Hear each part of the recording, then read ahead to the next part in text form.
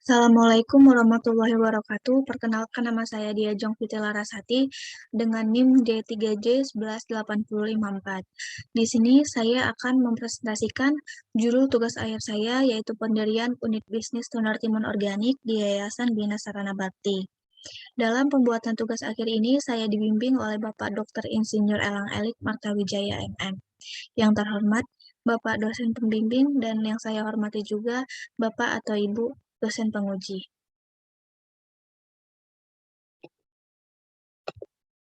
Selanjutnya adalah bagian 1 yaitu pendahuluan yang berisikan tentang latar belakang dan tujuan. Latar belakang mengapa saya memilih judul ini adalah Provinsi Jawa Barat berkonsentrasi pada tanaman hortikultura. Yang kedua, Bogor menempati urutan kedua sebagai penghasil timun terbanyak terutama di Kabupaten Bogor. Yang ketiga, timun mengandung 62% vitamin K yang baik untuk tubuh dan wajah. Yang keempat, industri kosmetik terus tumbuh di sepanjang tahun 2019 hingga saat ini. Tujuan dalam penulisan kajian pendirian unit bisnis ini adalah yang pertama, merumuskan ide pengembangan bisnis pendirian unit bisnis pengolahan toner timun di Yayasan Bina Sarana Bakti. Yang kedua adalah menyusun perencanaan pengembangan bisnis menggunakan metode bisnis model kanvas.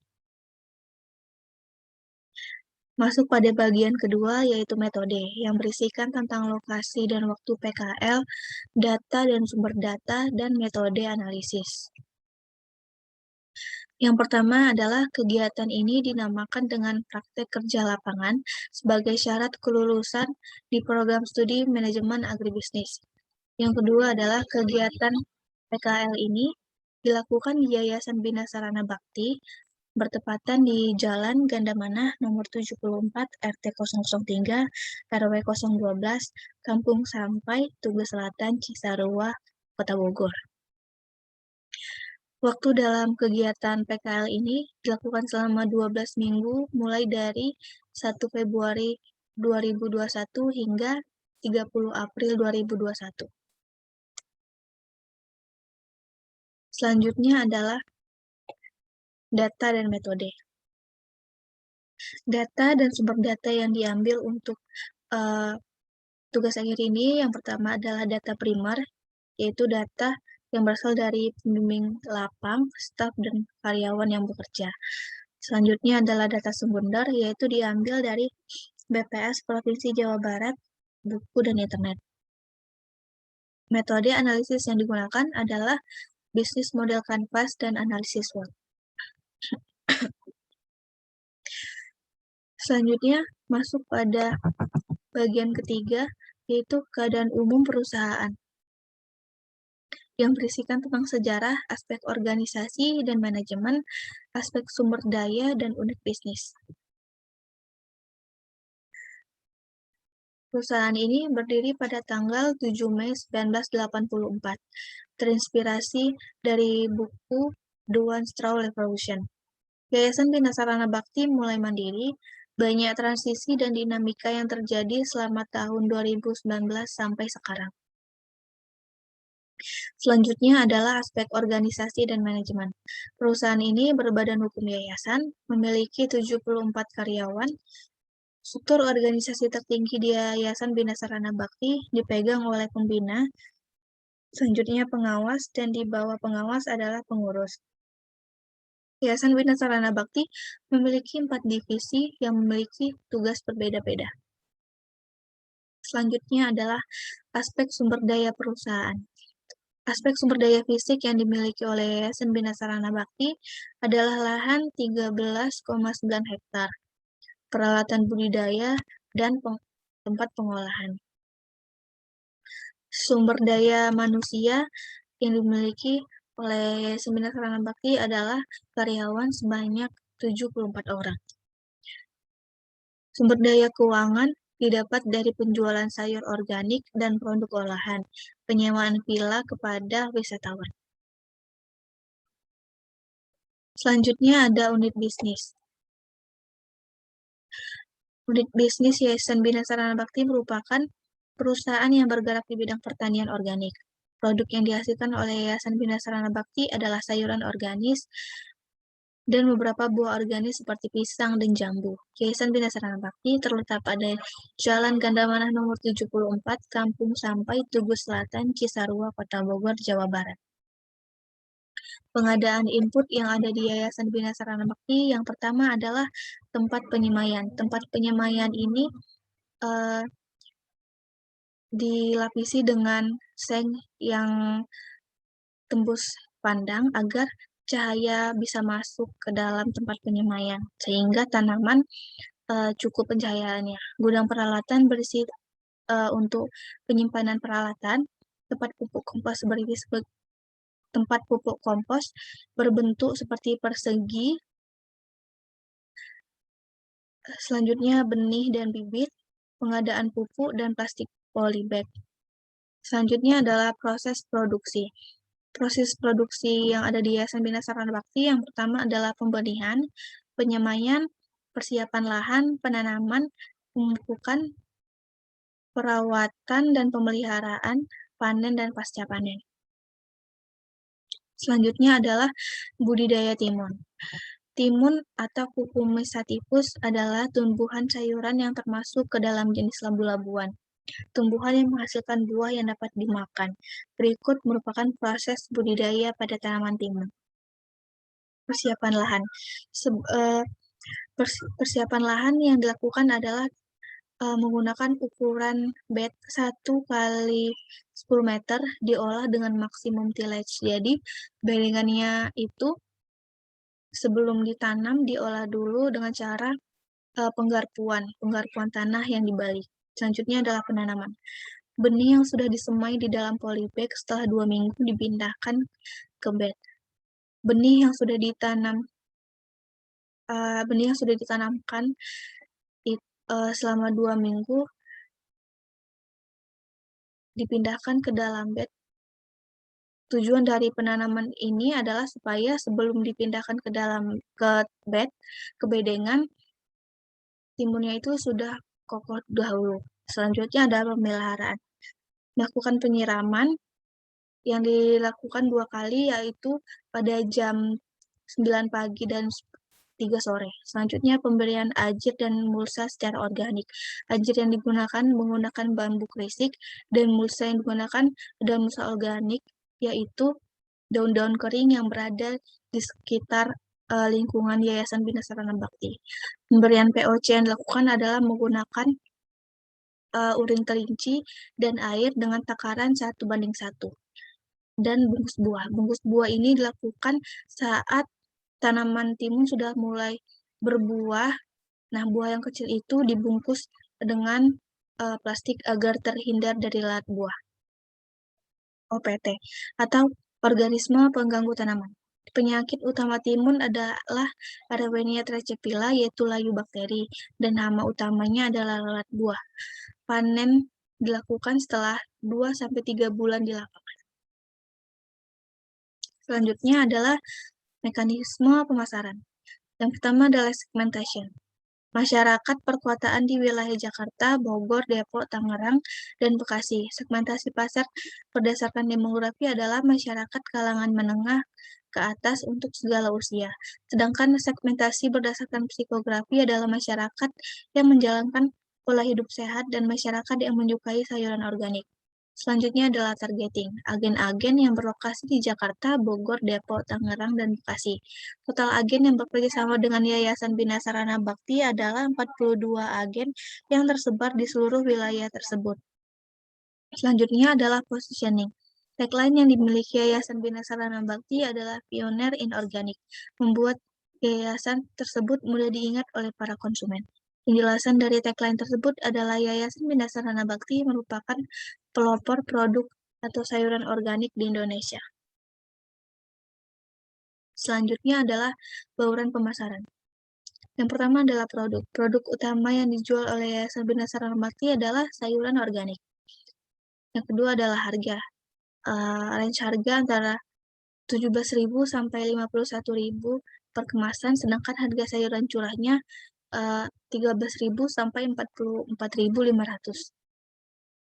Tempat adalah mendistribusikan pada agen-agen yang berada di wilayah Jabodetabek dan juga supermarket Total Buah yang terletak di Bekasi dan Rumah Sakit Korulus Salemba. Selanjutnya adalah promotion. Sistem promosi yang dilakukan adalah direct marketing atau penjualan langsung.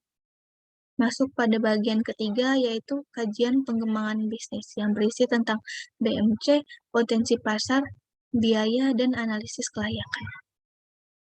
Berikut adalah BMC perusahaan.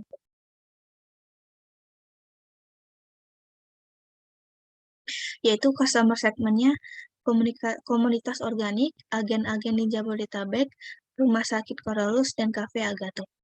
Customer relationship-nya adalah menanggapi komplain dari pelanggan. Selanjutnya, memudahkan pelanggan mencari informasi. Channels yang pertama, pemasaran melalui media sosial seperti WA dan Instagram. Selanjutnya, distribusi menggunakan mobil. Value proposition-nya yang pertama adalah produk yang ditawarkan adalah sayuran organik. Yang kedua adalah produk olahan berbahan dasar sayur organik. Key activities-nya yang pertama adalah budidaya sayur, panen dan pasca panen sayur, pemasaran sayur, dan pemasaran. Selanjutnya adalah key research. Sumber daya fisik adalah lahan dan peralatan penunjang lainnya. Sumber daya manusia berjumlah 74 orang. Sumber daya finansial sebagai penunjang kegiatan. Key partnernya yang pertama adalah bermitra dengan petani organik sekitar, yang kedua adalah bekerja sama dengan plasma untuk menghasilkan sayur organik. Revenue stream-nya yang pertama adalah penjualan sayuran organik, produk olahan berbahan dasar sayur organik, dan pengunjung wisata edukasi. Selanjutnya adalah cost structure.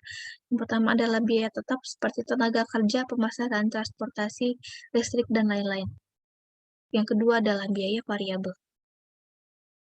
Nah, ini adalah BMC perusahaan setelah validasi, yaitu ada perubahan pada customer segment, yaitu warga sekitar perusahaan atau konsumen akhir, wisatawan yang datang ke wisata edukasi Yayasan Bina Sarana Bakti. Selanjutnya perubahan pada customer relationship, yaitu memberi bonus terhadap jumlah pembelian tertentu.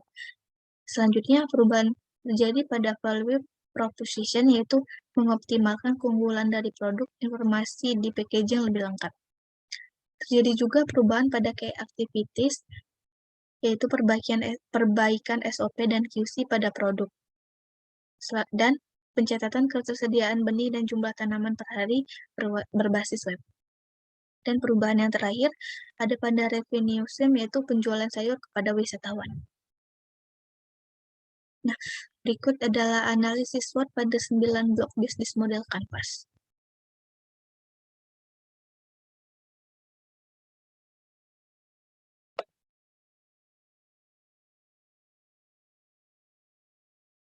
Nah, berikut adalah lanjutannya. Selanjutnya adalah kerangka rumusan ide pengembangan bisnis. Nah, permasalahan yang diambil adalah adanya sayuran yang masih layak konsumsi tetapi tidak diserap pasar dan sedikitnya produk olahan. Yaitu dilihat dari faktor internal yaitu weakness dan faktor eksternal. Nah, dari weakness dan opportunity ini diambillah ide pengembangan bisnis pengolahan timun menjadi toner kecantikan organik. Dilakukan dengan perencanaan 9 elemen bisnis model Canvas.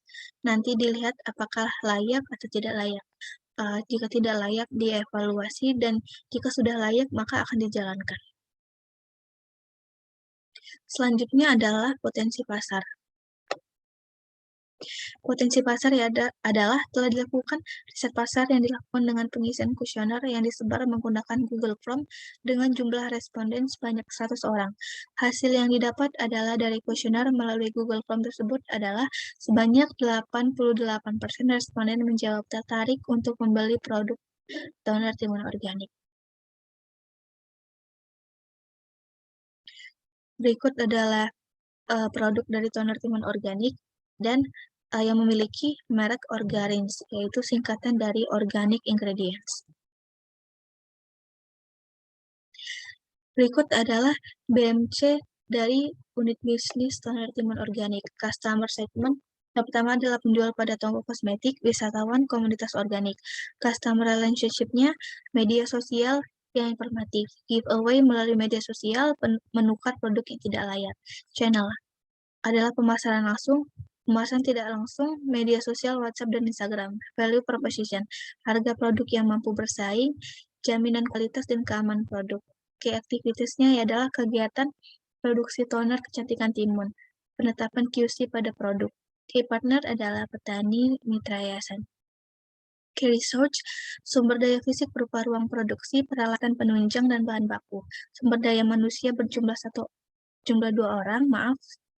Sumber daya finansial modal milik sendiri. Revenue stream, penjualan produk dengan sistem distributor, reseller, dan customer. Cost structure-nya adalah penyusutan, biaya operasional, biaya tetap, dan biaya variabel. Berikut adalah biaya investasi toner timun organik dengan nilai sisa berjumlah dengan total 2.943.000 dan penyusutan dengan total 4.820.067 rupiah.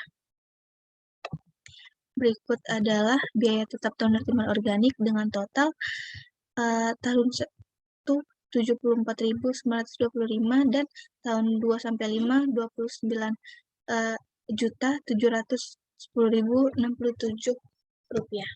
Berikut adalah biaya variabelnya. Total pada tahun 1 adalah 7.992 dan tahun 2 sampai 5 10.656.000. Penutup yaitu kesimpulan dan saran. Kesimpulan adalah rumusan ide pengembangan bisnis pada Yayasan Bina Sarana Bakti dilakukan berdasarkan analisis SWOT. Ide pengembangan bisnis ini muncul pada zaman ini banyak masyarakat yang menjadi pentingnya melakukan pola hidup sehat dan salah satunya dengan menggunakan produk-produk organik. Dan juga industri kosmetik terus mengalami kenaikan sepanjang tahun 2020. Saya menjelaskan bahwa rumusan ide pengembangannya diambil berdasarkan analisis SWOT dan selanjutnya diolah lagi dengan bisnis model kanvas. Hal ini dilihat sebagai peluang bisnis bagi pemilik usaha untuk membuat produk turunan dari sayuran organik. Pendirian unit bisnis didukung dengan 9 elemen blok bisnis model kanvas. Selanjutnya adalah saran. Saran yang diberikan dalam rencana pengembangan bisnis ini untuk menerapkan bisnis model kanvas, ide pendirian unit adalah pendirian unit bisnis toner timun organik layak untuk dijalankan. Yayasan Bina Sarana Bakti dapat merealisasikan unit bisnis ini karena secara finansial dan non-finansial bisnis ini memiliki peluang pasar dan juga dapat menambah pendapatan. Perlu adanya penjadwalan aktivitas dalam menjalankan usaha ini agar seluruh kegiatan dapat berjalan tepat waktu sesuai jadwal. Dalam menjalankan bisnis toner timun organik ini, Yayasan Bina Sarana Bakti perlu meningkatkan aspek promosi yang dapat menarik konsumen. Produk toner timun organik ini akan tetap mendapatkan tempat di pasar dengan cara membuat inovasi produk agar tetap bisa bersaing dari banyaknya produk serupa. Sekian presentasi dari saya. Jika ada salah, mohon dimaafkan. Saya ucapkan terima kasih kepada Bapak dosen pembimbing dan dosen penguji. Saya ucapkan terima kasih dan mohon maaf. Assalamualaikum warahmatullahi wabarakatuh.